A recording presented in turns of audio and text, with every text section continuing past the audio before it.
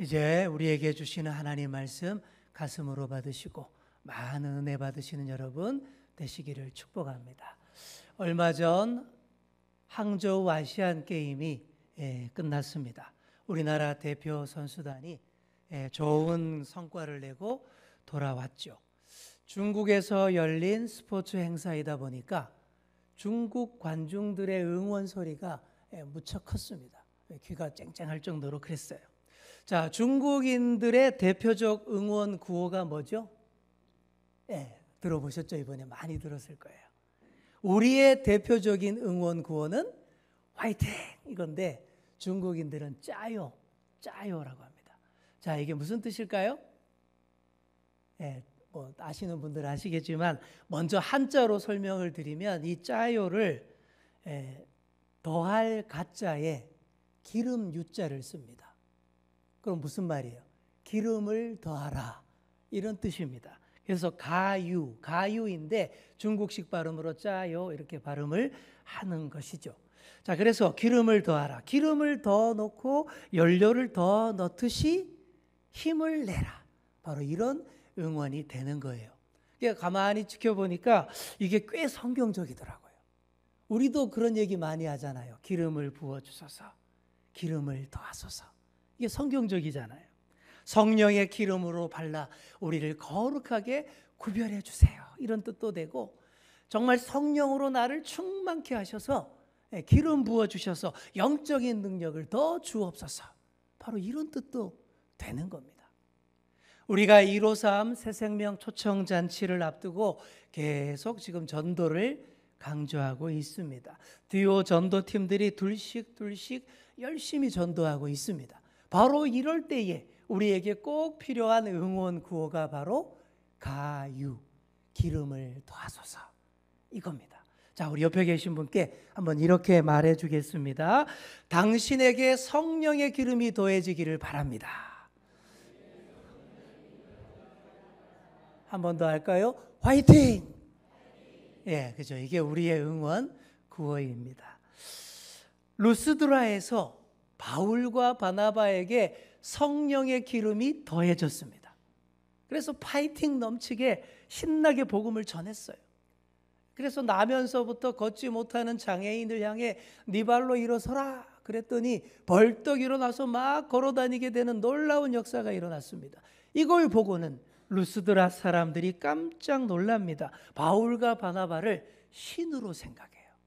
이들이 믿는 그리스 신화에 나오는 신들이 내려온 줄로 생각을 해서 바나바를 향해서는 제우스라고 부르고 바울을 향해서는 헤르메스라고 그렇게 부릅니다. 자, 여기서 잠깐 바울이 의문의 일패를 당했어요.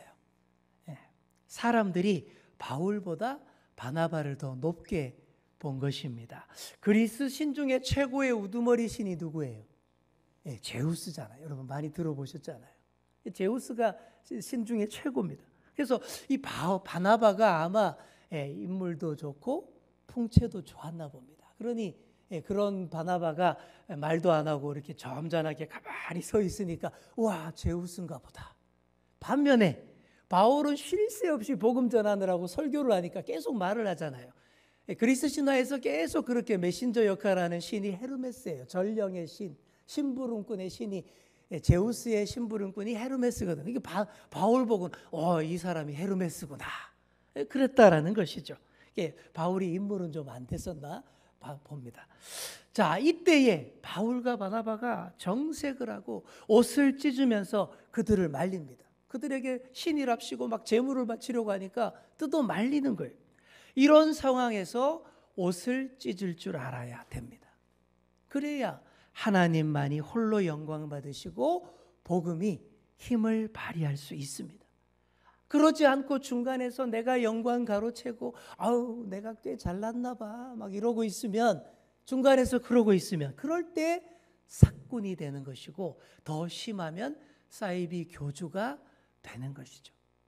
바울과 바나바가 그들을 정색하며 말렸고 대신에 모두의 시선이 집중된 그때를 이용해서 열심히 복음을 전했습니다. 그런데 곧 거기서도 문제가 생깁니다. 그들을 따라다니며 괴롭히는 자들이 거기에도 온 거예요. 첫 내륙 선교지였던 비시디아 안디옥에서부터 계속 따라온 유대교 과격 분자들이 얼마나 교활하게 선동을 하고 이간질을 했던지 방금 전까지 바울과 바나바를 신이라라고 했던 사람들이 이제는 돌변해서 돌을 들어서 칩니다. 바울이 돌에 맞아서 심하게 다쳤습니다. 다들 바울이 죽은 줄 알 정도였어요. 쓰러서 꼼짝도 못하니까 진짜 죽은 줄 알고는 그 바울을 시외곽으로 내동댕이 쳐버립니다. 바울을 따르는 제자들이 쓰러진 바울 주위로 둘러섰습니다. 이 마지막 애도의 기도를 드리려는 그런 순간이었는데 바로 그때 바울이 다시 벌떡 일어난 거예요. 잠깐 기절했다가 일어난 것이겠지만 죽었다가 살아났다고 해도 과언이 아닌 그런 상황이었습니다. 자, 그리고 20절을 보시면 제자들이 둘러섰을 때에 바울이 다시 일어났다라고 되어 있습니다. 믿음의 동역자들이 모여서 둘러싸고 애워싸고 기도할 때 가유, 기름이 더하여지고 다시 일어서게 된 겁니다. 여러분, 이게 중요한 거예요. 이게야말로 듀오의 원리가 아니겠습니까? 바울이 혼자 거기에 그러고 있었다면 다시 못 일어났을 거예요. 함께하는 사람들이 있으니 다시 일어나는 겁니다. 자, 우리 옆에 계신 분께 한번 이렇게 말해 주겠습니다. 함께할 때 다시 일어날 수 있습니다. 아멘. 바울이 그렇게 함께함으로 다시 일어났어요. 그리고 죽었다가 다시 살아난 바울이 무엇을 합니까? 아유, 진짜 죽는 줄 알았네. 푹 쉬어야 되겠네. 아유, 못해 먹겠네. 이참에 은퇴해야 되겠네. 이랬을까요? 아닙니다. 바로 다음 행선지로 가서 또 복음을 전합니다. 더베라는 곳에 가서 또 복음을 전해요. 복음의 대적들이 끝까지 쫓아다니며 집요하게 괴롭히고 박해하고 돌로 쳐 쓰러뜨려도 굴하지 아니하고 다시 일어서서 복음을 전하는 바울과 바나바의 모습입니다.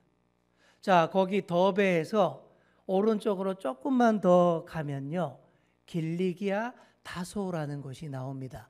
여러분 들어보셨죠? 길리기아 다소가 어떤 곳이에요? 사도 바울의 고향입니다. 고향이에요. 방금 돌에 맞아 죽을 뻔했잖아요. 이 곧장 그리로 쪼르르 달려가서 안전하고 편안한 고향에서 푹 쉬면 얼마나 좋겠어요. 그런데 그러지 않습니다. 고향으로 안 가고 어렵게 복음을 전했던 곳들을 다시 돌며 믿는 자들을 더 든든히 세우는 일을 합니다. 자, 우리 화면을 한번 보실까요?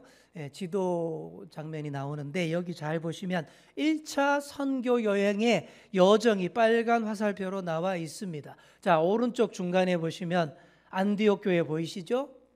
저기에서 파송받아서 바다 쪽으로 나와서 구브로 섬에 있는 살라미와 바보를 거쳐서 다시 내륙의 버가, 그리고 비시디아 안디옥, 이고니온, 루스드라, 더베입니다. 보이죠? 자, 이 더베에서 오른쪽으로 쭉 하면 뭐가 보입니까? 다소라고 쓴 게 보이죠? 사도 바울의 고향입니다. 거기 안 가요. 더베에서 그대로 유턴을 했어. 그동안 선교했던 지역들을 다시 차례차례 되짚어서 돌아오는 여정으로 안디옥 교회로 돌아오는 거예요. 그 이야기가 21절 이하에 나옵니다. 바울이 안전하고 편안한 자기 고향에 안 들르고 오히려 자신을 죽이려는 자들이 우글거리는 곳들을 다시 돌며 그동안 전도해서 믿게 한 사람들을 세밀하게 살핍니다. 그들을 위해서 교회를 세우고 교회 중심으로 모일 수 있도록 하고, 그리고 교회의 일꾼들을 세웁니다. 장로를 세웁니다. 오늘날 해외 선교사들이 바로 이와 똑같은 방식으로 선교를 합니다. 파키스탄 우리 임덕한 선교사님도 그렇게 해요. 파키스탄 곳곳에 전도해서 교회를 딱 세우고는 반드시 그곳 현지인들이 교회 일꾼이 되게 해서 자기네 교회를 섬기게 합니다. 그리고는 정기적으로 순회하면서 잘하고 있는지 확인하고 계속 믿음을 견고하게 하는 그런 일을 하는 거예요. 이게 다 최초의 선교사 바울에게서 배운 그런 방식, 지금도 하고 있습니다. 바울이 1차 선교지를 다시 돌면서 강조했던 메시지가 22절에 나옵니다. 우리 22절 말씀 함께 읽겠습니다. 시작. 제자들의 마음을 굳게 하여 이 믿음에 머물러 있으라 권하고, 또 우리가 하나님의 나라에 들어가려면 많은 환난을 겪어야 할 것이라 하고. 무슨 말입니까? 예수님을 시시하게 믿지 말라. 한마디로 이거예요. 믿으려면 제대로 믿어야 한다라는 거예요. 그리고 하나님 나라에 들어가려면 많은 환난도 마땅히 받아야 한다. 분명하게 말했습니다. 달콤한 말로 예수 믿으면 꽃길만 있어요. 이렇게 속삭이지 않았습니다. 정확하게 알려주며 마음을 굳게 하여 믿음에 굳게 서라. 그렇게 했습니다. 여러분, 이 사도 바울의 가르침이 얼마나 인상적이고 감동적이었을 건지 모르겠습니다. 왜냐하면 그때 바울의 온몸에 루스드라에서 돌에 맞은 그 상처와 흉터와 멍들이 잔뜩 있었을 거예요. 죽었다가 살아난 그 산증인의 몸으로 그 복음 전하다 다친 그 상처를 보이며 복음을 증거하는데 어찌 감동이 없겠습니까? 반면에 유대 과격분자들은 어떻게 됐을까요? 분명히 지난번에 왔을 때 돌로 때려 죽였는데 멀쩡히 살아서 또 이렇게 복음 전하고 있잖아요. 어쩌지를 못하는 거예요. 세상이 감당 못할 하나님의 사람임을 알게 됩니다. 이렇게 바울과 바나바가 세상을 뒤흔들며 복음을 전하고 다녔습니다. 사랑하는 성도 여러분, 오늘의 우리가 사도 바울을 본받아서 조금만 더 힘있게, 조금만 더 큰 목소리와 몸짓으로 복음 전하기를 축복합니다. 이런 영혼 찾기 위해서는 좀 유난을 떨어야 돼요. 가만히 있어서 되는 게 아닙니다. 조용조용히 되지 않습니다. 먼지도 좀 나야 되고 좀 요란도 떨어야 돼요. 이런 양을 찾기 위해서 온 산과 들과 거리를 헤집고 다녀야 합니다. 온 산과 들을 헤집고 다니며 이런 양을 찾는 목자의 이야기가 누가복음 15장 4절 이하에 나옵니다. 어느 날 많은 세리와 죄인들이 예수님께 가까이 나와왔어요. 예수님 말씀을 듣고자 하는 간절함이 그들 마음속에 있었기 때문입니다. 그들이야말로 하나님이 찾고자 하는 이루어진 영혼들, 하나님 앞에 찾아져서 하나님 자녀답게 살고자 하는 그런 자들이었습니다. 세리와 죄인들, 이들이야말로 이런 자들 아니겠습니까? 그랬더니 또 잘난 척하고 거룩한 척하는 유대 종교 지도자들이 수군대기 시작합니다. 왜 저런 죄 많은 인간들과 상종하지? 저런 세리와 죄인들, 더러운 인간들과 함께 음식을 먹네? 수군대기 시작합니다. 그때에 예수님께서 하신 말씀이 잃었다가 다시 찾는 세 가지 비유 이야기입니다. 잃었다가 찾는 세 가지 비유 중에서 첫 번째 이야기가 잃은 양을 찾는 얘기입니다. 여러분 4절을 보시기 바랍니다. 너희 중에 어느 사람이 양 100마리가 있는데 그 중에 하나를 잃으면 99마리를 들에 두고 그 잃은 것을 찾아내기까지 찾아다니지 아니하겠느냐. 어떤 목자가 양 100마리가 있어요. 그런데 그 중에서 한 마리 잃어버렸어요. 그때 목자가 어떻게 합니까? 나에게는 99마리의 양이 아직 있으니 한 마리 정도는 없어도 돼? 이랬을까요? 아닙니다. 절대 그러지 않습니다. 99마리를 들에 두고 71마리 양을 찾아내기까지 찾아다닙니다. 찾도록 찾습니다. 찾아야 끝납니다. 이 비유를 가지고 꼭 이렇게 따지는 분들이 있어요. 멀쩡히 잘 있는 99마리 그렇게 내팽개두고 한 마리 찾겠다고 그렇게 돌아다니면 그 99마리 양 잘못되면 어떡할래? 시비를 거는 사람이 옛날부터 꼭 있습니다. 지금도 있어요. 절대 다수의 복지를 챙겨야지, 절대 다수를 내팽개치고 다니면 어떻게 하냐라고 그러는데 그렇게 삐딱하게 보시면 안 됩니다. 이 이야기는 일단 비유입니다. 이 비유의 핵심은 그만큼 한 마리 잃은 양도 소홀히 하지 않는다라는 거예요. 완전 비효율적으로 99마리 양 내팽개치고 돌아다닌다며 죽일 듯이 달려들 일이 아닙니다. 또 99마리 양을 아무렇게나 들에 내팽겨 쳤겠습니까? 그랬겠어요? 동료 목자나 보조 조수에게 잘 부탁하고 안전하게 있도록 맡겨놓고 갔겠죠. 선한 목자인데 당연히 그랬겠죠. 무엇보다 그런 목자 밑에 있는 양들은 이 목자의 마음을 잘 헤아릴 줄 압니다. 평소에는 그렇게 말 안 듣고 말썽 피우다가도 야야 우리 목자님이 우리 이런 양순이 찾으러 나가신대, 그렇게 서로 말하는 순간 1절 말썽 안 피우고 목자가 돌아올 때까지 그대로 잘 있을 줄 압니다. 그뿐 아니라 목자가 올 때까지 자리를 지키며 양순이를 위해 중보기도 열심히 합니다. 99마리 양들이 매매 하면서 중보기도 하는 장면 여러분 한번 상상해 보시기 바랍니다. 이 얼마나 은혜로운 푸른 초장입니까? 얼마나 은혜로운 목회 현장입니까? 우리 교회가 그런 교회가 되기를 소망합니다. 다 같이 이런 양 한 마리를 위해서 매매 소리 높여 기도하는 교회 얼마나 좋습니까? 한 영혼도 잃지 않으려는 선한 목자의 마음을 잘 헤아리는 그런 교회 아니겠습니까? 이런 양이 누구인지는 여러분 너무나 잘 알잖아요. 아직도 구원의 자리로 나오지 못하는 이웃들, 가족들이 우리 주위에 얼마나 많습니까? 무엇보다 내가 예전에 잃어버린 양이었어요. 내가 예전에 우리 목자가 그토록 찾는 이런 양이었습니다. 선한 목자가 날 안 찾아주셨다면 내가 어떻게 되었겠습니까? 광야에서 맹수에게 찢겨 죽고 떼약볕에 쓰러졌고 추운 밤추위에 얼어 죽었을 겁니다. 이렇게 찾아줬으니 얼마나 행복합니까? 그게 다 이른 한 영혼이라도 찾으시는 선한 목자이신 예수님 때문인 줄 믿습니다. 선한 목자의 뜻을 잘 받드시는 여러분 되시기 바랍니다.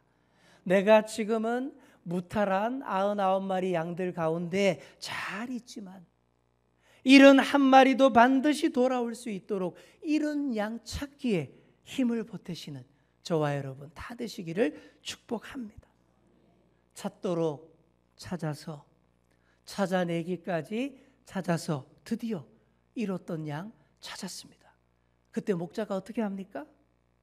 즐거워 어깨에 메고 돌아온다라고 되어 있어요. 늘 잘 있는 99마리 양들은 목자를 따라서 알아서 잘 걸어오지만 잃었던 양, 되찾은 양은 목자의 어깨 위에서 보살핌을 받습니다. 그동안 여기저기 헤매고 다니느라 얼마나 지쳤겠습니까? 그래서 목자의 튼튼한 어깨 위에서 특별한 돌봄을 받는 거예요. 그리고 다 보여주는 거예요. 다른 양들 다 보라고. 얘가 잃었던 양순이라고. 이렇게 잘 돌아왔다고. 다 같이 우리 함께 기뻐하자. 바로 그런 메시지입니다. 자, 누가복음 15장 7절이 비유의 결론입니다. 우리 함께 누가복음 15장 7절 함께 읽겠습니다. 시작. 내가 너희에게 이르노니 죄인 한 사람이 회개하면 하늘에서는 회개할 것 없는 의인 99으로 말미암아 기뻐하는 것보다 더하리라. 아멘. 잃었다가 찾은 한 영혼이 이렇게 귀하고 아름다우니 우리 다 함께 즐거워하자. 그겁니다. 이 목자도 돌아와서 동네 사람 다 불러 모아서 잔치를 열었을 거예요. 동네 사람들아, 내가 잃었던 양 이렇게 다시 찾았노라. 나와 함께 즐거워하자. 한턱 거하게 쏘는 거예요. 아주 잔치를 베푸는 거예요. 이게 최고의 천국 잔치, 우리 하나님이 최고로 좋아하시는 흥겨운 잔치인 줄 믿습니다. 이 잔치를 우리가 언제 한다고요? 11월 5일 153 새생명 초청잔치 합니다. 우리 듀오 팀들 아주 열심히 전도하고 계시죠? 이런 양을 찾기 위해서 더 열심히 하셔야 돼요. 그리고 팀원들과 함께 지혜를 모아서 더 지혜롭게 전도하셔야 됩니다. 전도에도 지혜가 필요해요. 요즘 현대인들 호락호락하지 않아요. 이런 유머가 있습니다. 교회 초청잔치에 반드시 한 영혼 데려오겠다고 한 사람이 작정했어요. 집사님인데 직업이 이발사예요. 그래서 내가 이발하러 오신 손님들 머리 잘라주면서 전도해야지 이렇게 마음을 굳게 먹었어요. 아주 점잖고 괜찮아 보이는 손님이 한 분 왔습니다. 이발을 하는데 이발 전도해야 되는데 용기가 안 나서 계속 못하고 있었어요. 그러다가 이발을 다 끝내고 면도할 때 이제 용기가 팍 생긴 거예요. 이제 전도해야 되겠다. 자, 그런데 타이밍을 잘못 잡았죠.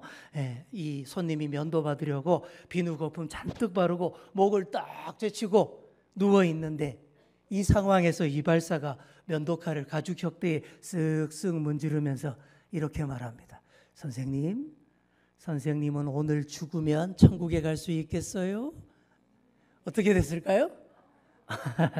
손님이 기겁을 하고 걸음아 날 살려라 도망을 갔다 라는 얘기입니다.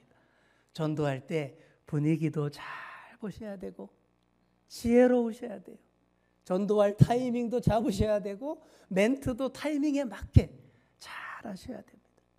바울과 바나바처럼 온 힘을 다해 이른 양 찾고자 할 때 주님이 기름 부어주시고 도와주실 줄 믿습니다. 그러니 우리는 전도의 효과, 전도의 결과 이런 건 논하지 마십시오. 우리는 전도의 과정에만 집중하시면 됩니다. 결과와 효과는 우리 주님의 영역입니다.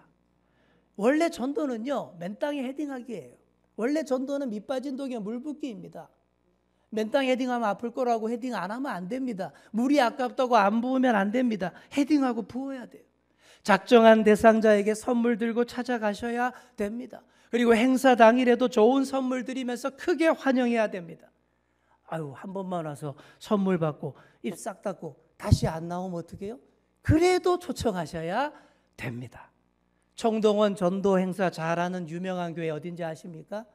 인천의 주안장로교회입니다. 유명해요. 예전에는 매년 봄, 가을로 1년에 2번씩 초청잔치를 했고 지금은 좀 힘들다 그래서 1년에 한 번씩 꼭 하는데 주안교회는 수만 명이 모이는 대형 교회인데 초청잔치 때마다 수많은 사람을 초청하고 좋은 선물을 수도 없이 나누어 줍니다. 그런데 선물만 받아가지고 입 싹 닦는 사람이 그렇게 많대요. 전문 선물 수령꾼들이 교회 주변에 득실득실 하답니다. 다 안 돼요. 다 알지만 매년 그렇게 합니다. 왜냐하면 계속 그러다가 결국 찾아지는 영혼이 많기 때문이에요. 몇 년 동안 심지어 수십 년 동안 선물만 챙기다가 어느 날 초청 주일날 왔는데 갑자기 말씀이 감동이 돼서 믿어야 되겠다 이런 분들이 그렇게 많대요. 그래서 하는 거예요. 그러니 우리가 복음 전도를 위해 베푸는 선물과 정성과 열정을 아까워하시면 안 됩니다. 거룩한 투자예요.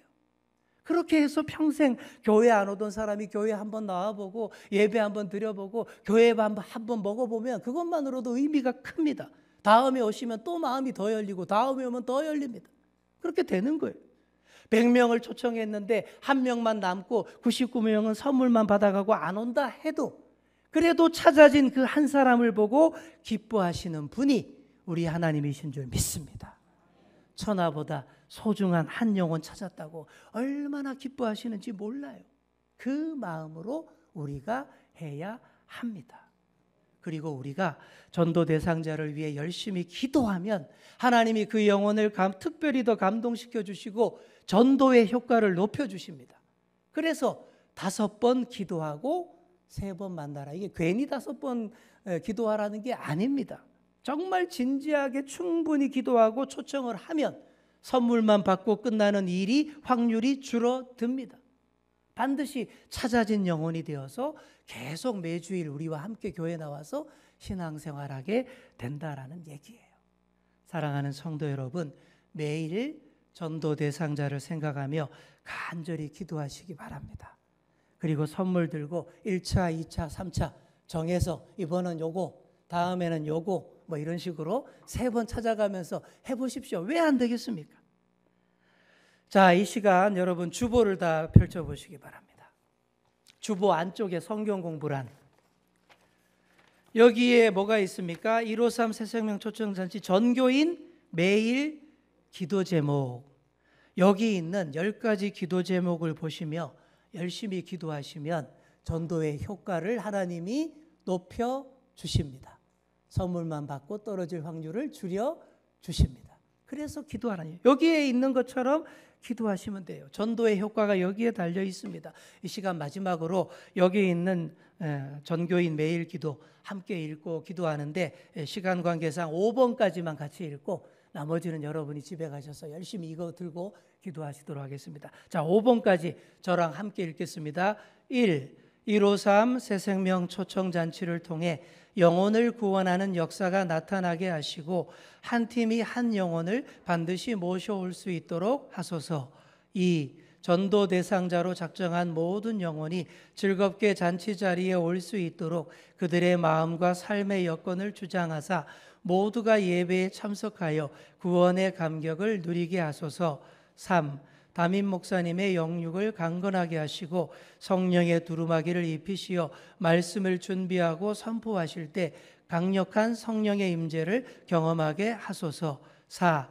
모든 교우가 기도로 준비하게 하시고 죽어가는 영혼에 대한 예수님의 사랑과 열정을 품고 귀한 열매를 맺게 하소서. 5. 준비하는 모든 이에게 하늘의 지혜와 능력과 건강을 주셔서 모든 준비가 순조롭게 진행되게 하소서. 네, 나머지는 여러분들 몫입니다. 이거 가지고 더 열심히 기도하셔서 이런 양 반드시 찾을 수 있는 저와 여러분 다 되시기를 축복합니다. 기도하겠습니다. 하나님 감사합니다. 한 마리 잃은 양 찾기 위해 모든 노력과 힘을 쏟아부었던 바울과 바나바처럼 선한 목자처럼 우리가 잃은 한 영혼 찾기에 최선을 다하기를 원합니다. 우리에게 기름을 부어주시고 힘과 능력을 덧입혀 주옵소서. 감사드리며 예수님의 이름으로 기도드립니다. 아멘.